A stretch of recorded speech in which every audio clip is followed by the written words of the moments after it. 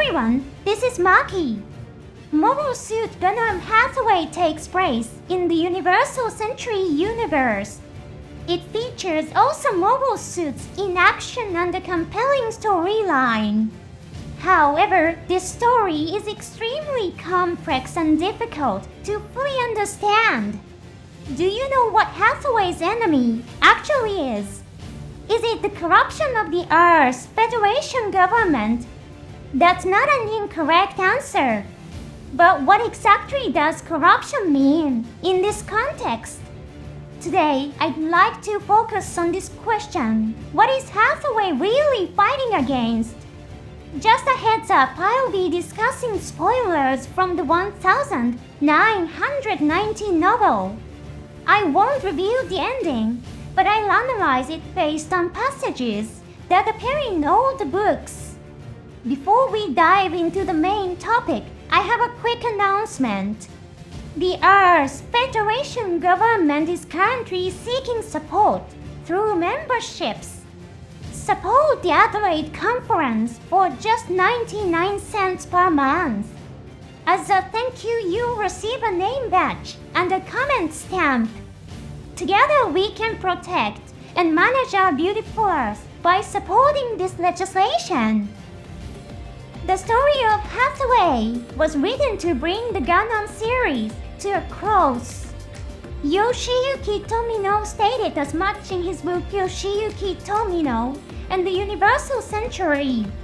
The fundamental problem of the Universal Century was introduced at the beginning of the original 0079. The narrator explains that humanity moved its growing population into space. In other words, Earth could no longer support its population. The issue is not just a lack of living space. The Earth is gradually becoming uninhabitable due to environmental destruction caused by human lifestyles and industry. This is one of the key points to keep in mind when trying to understand who Hathaway is fighting against. The Earth's Federation government was formed as a massive organization to implement the policy of migrating humanity into space. To prevent extinction, they used immense power to force people to leave Earth and settle in space. Hathaway's goal is to protect the Earth. In the first volume of the novel, he clearly states this in Mufty's declaration. He says in order to cleanse the Earth, all of humanity must withdraw from it.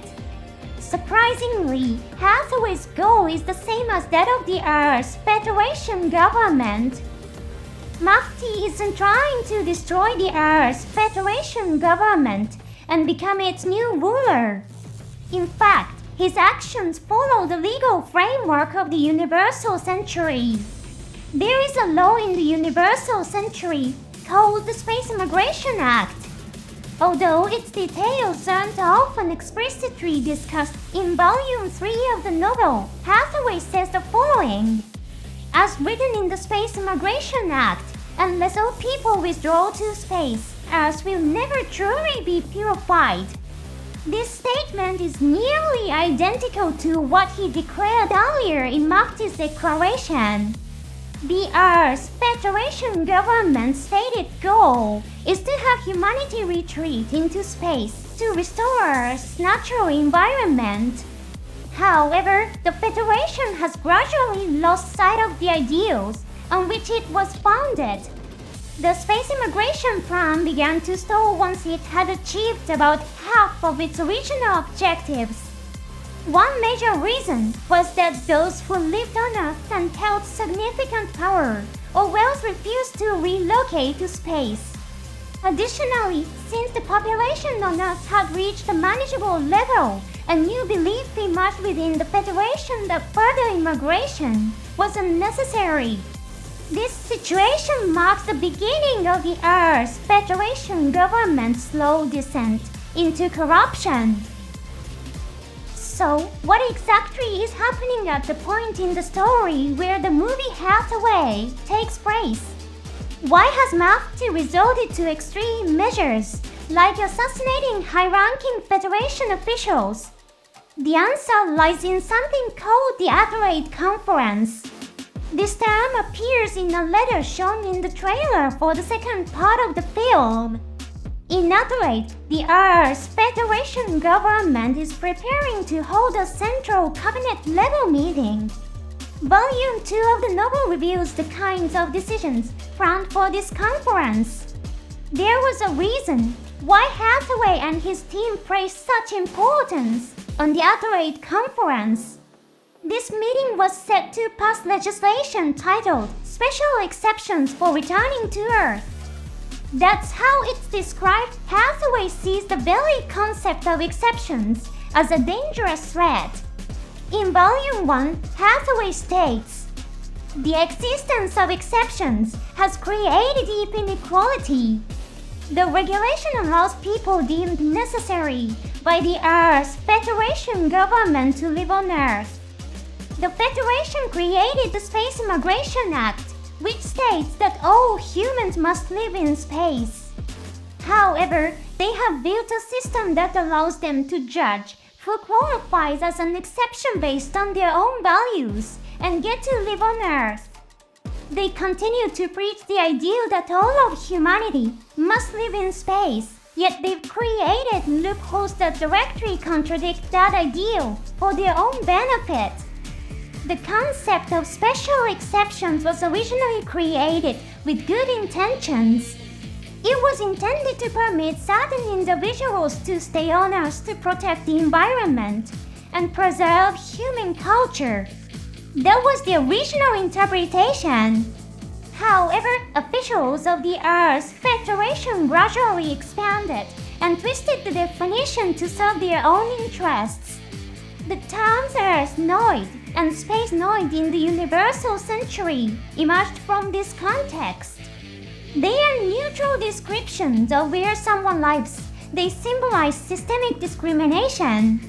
Even in the original 0079, there's a scene in which Saya tells Bright Sawyer from Annie's family since she lived on Earth. These feelings of inequality have taken root even among ordinary citizens. Mufty believes these special exceptions should be abolished and that all of humanity should live in space. The taxi driver brings up this idea in the first film. His words highlight just how serious this issue has become. He says Mufty is demanding that all humans live in space, right? I don't really understand that. There are enough resources on Earth for a small number of us to live comfortably. He's not a high-ranking official. He's an ordinary citizen. Yet this mindset of there's no need for us to emigrate to space has already become widespread, even among the general population. Earlier, I mentioned the Adelaide Conference, so what exactly is the Special Exception Bill for returning to Earth? In Volume 2 of the novel, it is described as follows. If this bill is passed, only individuals authorized by the Federation government will remain on Earth. At first, this bill might not seem to oppose Mufty's ideals. However, the real issue lies in the shift that takes place before and after the bill's enactment. Previously, special exceptions were an ambiguous concept. What qualified as appropriate or inappropriate varied depending on interpretation. There was room for nuance and debate. However, once the bill passes, it will clearly and legally define who is allowed to live on Earth. Only those officially approved by the Federation government. Conversely, this means that anyone deemed unfit by the Federation could be legally removed from Earth. There are people living on Earth who have no ties to the Federation government. Even in the real world, there are communities that live outside of formal state systems and maintain their own ways of life. North Sentinel Island in India is a well-known example. This bill would give the Federation the legal power to forcibly remove such people. That's why Mufty believes the Adelaide Conference must be stopped by force if necessary. The bill to be passed at the Adelaide Conference has even more serious implications. Volume 2 of the novel states, "This will establish a system in which individuals directly affiliated with the Earth's Federation government can reside freely on Earth. It would strengthen the dictatorship of government bureaucrats." Reading this alone may make it difficult to envision the potential problems this could cause. However, the effects of this strengthening of the dictatorship are described more concretely. One example is the complicated rule titled Amendment to the Federation's Investigative Authority on Earth Preservation Zones. This is explained in Volume 3 of the novel. If requested by a cabinet minister of the Federation, landowners on the Australian continent must hand over their property. This applies even to individuals with official residency permits. As compensation, they may request land of the same size in a space colony. In other words, the government can seize land from people living on Earth and turn it into Federation property. It's a rule designed to allow privileged elite to obtain the social prestige of living on Earth. Still, after hearing all of this, some people might think, is it really such a problem if only a few people continue to live on Earth? It's the same sentiment as the taxi driver who spoke to Hathaway in the first part of the film. Honestly, it's not an unreasonable question. So why does Maki view the Adelaide Conference as such a serious threat? In Volume 2 of the novel, we hear the thoughts of Quacksilver, the de facto leader of Mufty. His true identity is never revealed, even by the end of the story. At one point, Kenneth Lex speculates that Quacksilver might be a high-ranking official in the Federation cabinet. Ultimately, however, we never find out who he really is. When Quacksilver first recruits Hathaway in Volume 2, he says the following: "Do you know that the Federation is already carrying out massacres on Earth and that the migration of the privileged class is accelerating?" Some government officials believe that even if around 100 million people live on Earth, there's still enough margin to restore the environment. Policies based on that thinking are already moving forward. Massacres by the Federation is a terrifying phrase.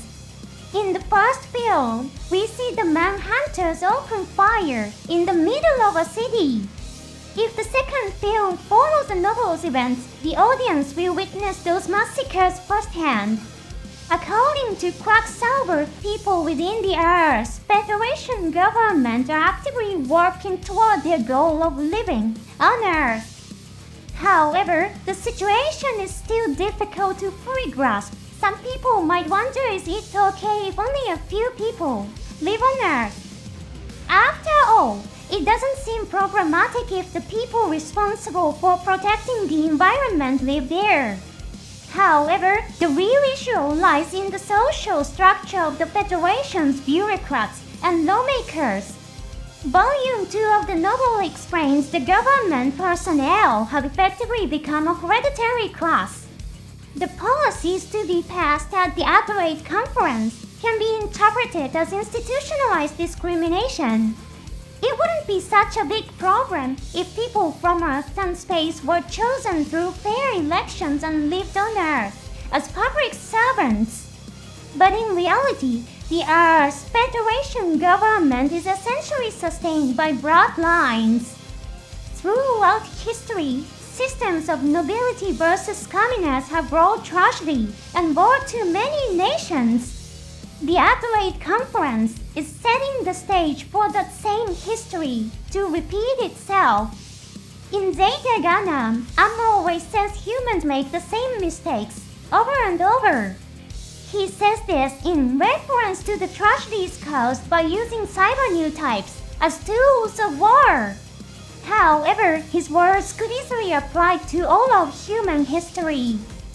If the Adelaide Conference passes this bill, it will legalize discrimination by the Earth's Federation government and give the government the power to forcibly seize land on Earth.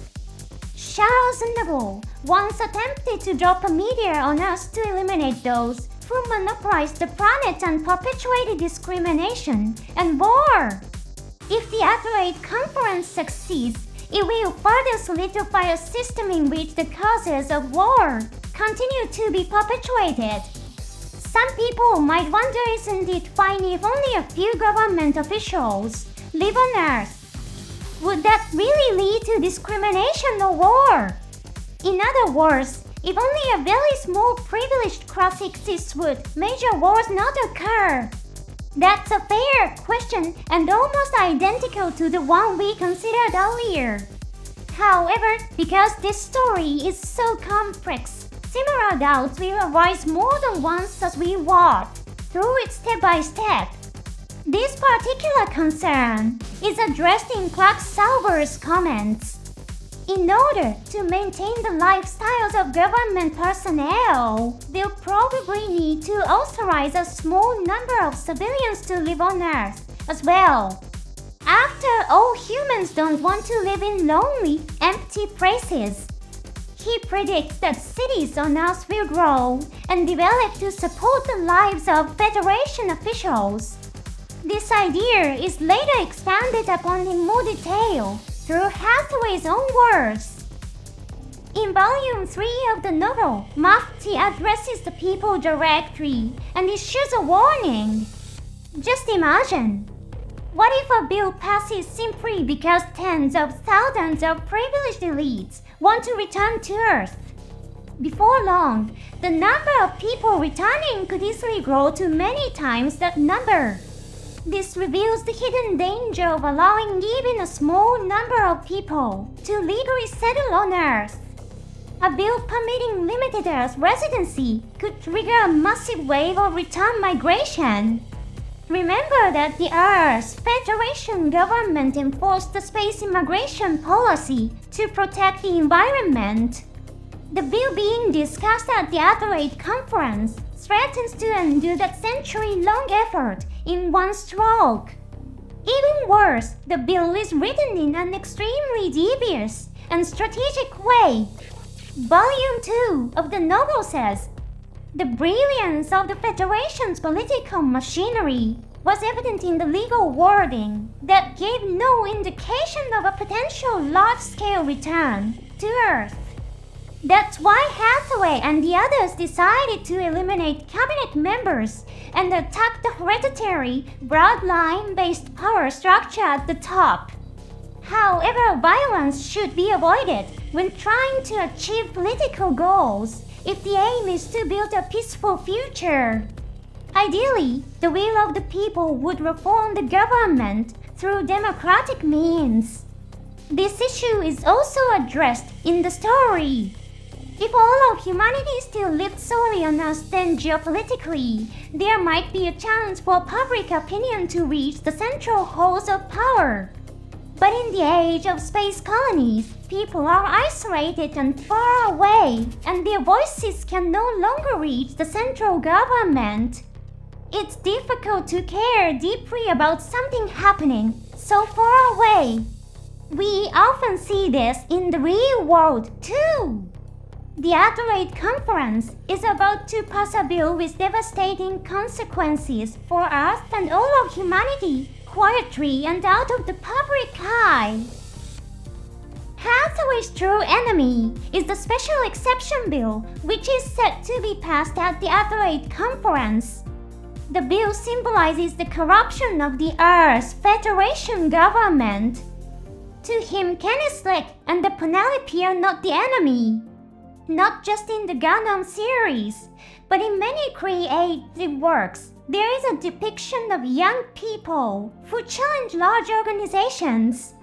These young rebels typically challenge powerful figures, clinging to outdated ideas. However, Hathaway is fundamentally different from those characters. All he's doing is asking please follow the rules you yourselves created. He isn't pushing radical new ideas. He's defending old rules that were created with good intentions for the sake of all humanity. The enemy Hathaway is fighting is vague and difficult to grasp. Even in the first film, we see him mutter to himself, please, tell me how to destroy the depths of this system.